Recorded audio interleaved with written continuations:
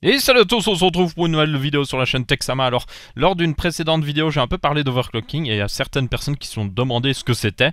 J'en parlais en particulier au niveau des cartes graphiques, mais l'overclocking ne s'arrête pas là. Alors, avant de parler de l'overclocking, il faut parler d'une certaine unité de mesure que vous avez dû entendre très souvent dans les PC, et c'est le Hertz.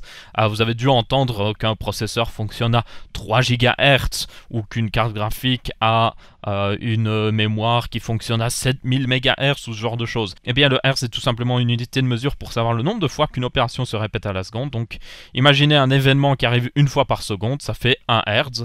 Imaginez un événement qui arrive 3 fois par seconde, ben ça ferait 3 Hz. Alors, dans l'informatique, vous avez dû voir qu'il y avait des mégahertz, des kilohertz et même des gigahertz. Eh bien, tout simplement, 1 kHz c'est 1000 Hz, 1 mégahertz c'est 1000 kHz et 1 gigahertz c'est 1000 MHz. Donc c'est à chaque fois fois 1000. Donc imaginez 1 GHz c'est 1 fois 1000 fois 1000 fois 1000 Hertz. Donc ça fait énormément d'opérations à la seconde.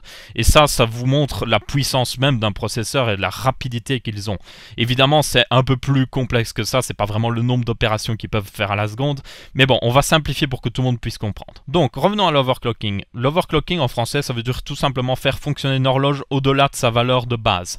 Donc, imaginons que notre horloge aille à 10 Hz. Eh bien, si je la fais fonctionner à 11 Hz, elle est overclockée. Et du coup, elle fonctionne un peu plus vite. Dans le cas des processeurs, eh bien, tout simplement, on augmente sa fréquence. Donc, si vous aviez un processeur à 3 GHz, vous allez le faire monter à 3,1, 3,2, 3,3. Ça va donner évidemment un boost en puissance parce que le processeur va fonctionner plus vite. Mais d'un autre côté, ça va augmenter la température du processeur, premièrement, donc il va chauffer un peu plus. Ça va aussi augmenter sa consommation électrique. Et si les choses vont vraiment mal et que vous avez trop augmenté la fréquence, ça va le faire carrément bugger. Donc vous allez vous choper un magnifique écran bleu de Windows qui vous indiquera que vous avez peut-être monté la fréquence un peu trop haut. Dans le pire des cas, ça peut même abîmer le processeur physiquement et le rendre inutilisable, donc le PC ne démarrera même plus. En outre, on peut aussi augmenter l'instabilité du système. Donc par exemple, vous pourriez vous dire « Ah, j'ai overclocké mon processeur, il fonctionne très bien, mais dès que je lance un jeu, il arrête de fonctionner. » Bien tout simplement parce qu'il n'était pas assez chargé avant. Et c'est maintenant que vous avez lancé un jeu que vous vous rendez compte qu'il ne tient pas sa fréquence. Donc vous pouvez voir que tout n'est pas rose. Oui, on a plus de puissance, mais d'un autre côté, on augmente la température et la consommation du processeur et on risque même des instabilités. Alors, les processeurs ne sont pas les seules choses que vous pouvez overclocker. Techniquement, vous pouvez overclocker n'importe quoi qui a une fréquence dans un PC. Donc, votre carte graphique, votre carte mère, votre mémoire, ou même, je sais pas moi, une horloge qui n'a rien à voir.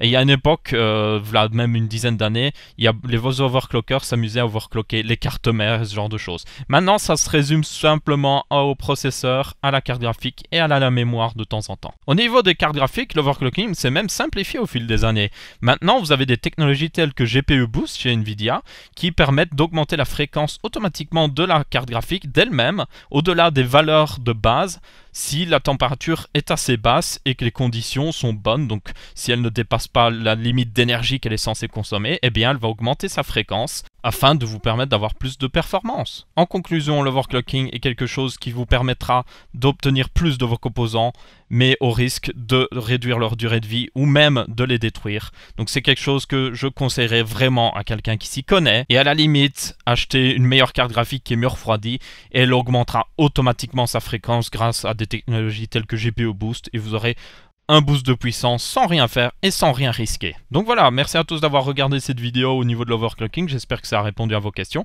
Si vous avez d'autres questions en rapport ou par rapport à quelque chose que j'ai dit dans cette vidéo, n'hésitez pas à le laisser dans les commentaires et je verrai si je peux en faire une vidéo.